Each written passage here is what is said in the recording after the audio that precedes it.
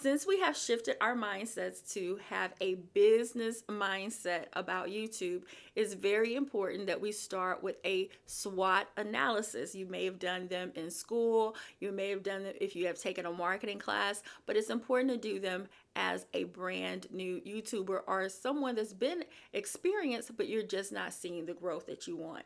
And the reason why is because you probably need to tighten up your niche so people will know exactly how you are adding value to them. So the SWOT analysis, I broke it down to the strengths, the weaknesses, the opportunities, and the threats. And so take your time and answer these questions.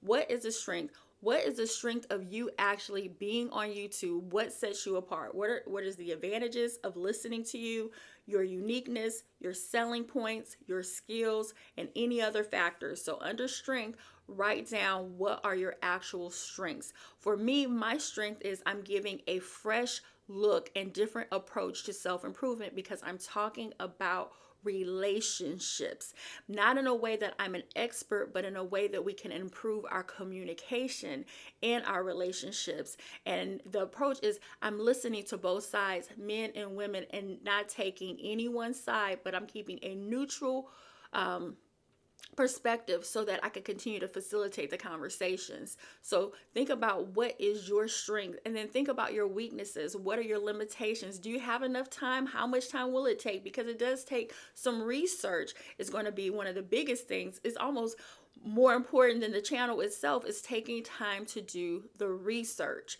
So what are your limitations? Is it a lack of effort, problems that you're going to be solving and helping people solve? Do you have a poor strategy? Do you have any strategy? And by the end of this class, you will have a strategy. Any other factors? So what are your own personal weaknesses as a YouTuber? And then the opportunities. Are there any ways that you can improve? Can you do more research? Can you look and see what channels are already getting the most views? What topics are already getting the most views? What titles are they using? What thumbnails are they using? So what are some opportunities? How can you improve your performance? How long should your videos be? When should they be posted and uploaded? When do you get the most views? And then any kind of consumer behavior.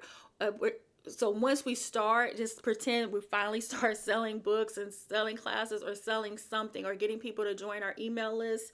What are some things that actually got them to sign up? So what are some things that actually, since we're just starting, right? What are some things that made you sign up for someone's email list? Have you ever listened to a YouTuber and you decide, hey, you know what? I'm going to buy their book, or I'm going to join and take their class. Have you ever personally listened to a YouTuber, you made a donation or a contribution or gave a super thanks to them? Like, what did they say? What did they do to actually encourage you or inspire you to do that? So some consumer behaviors can be just analyzing your own consumer behaviors. And then any other factors, and then finally the threats. Any external trouble? Do you have what you need? And I don't want you to overthink it. I literally have a $40 microphone that I got from Amazon. You can get a little lapel microphone that you can get for like less than $10 on Amazon. And then this is my iPhone. And this is even for this class. So don't overthink it and think you need some high-tech equipment. I have decent lighting. I'm in a room in my home, and then I have a picture behind me. So don't overthink it. As we build, as we grow, we can add all the fancy bells and whistles. But right now, we just need to get started. And there's no reason not to get started today.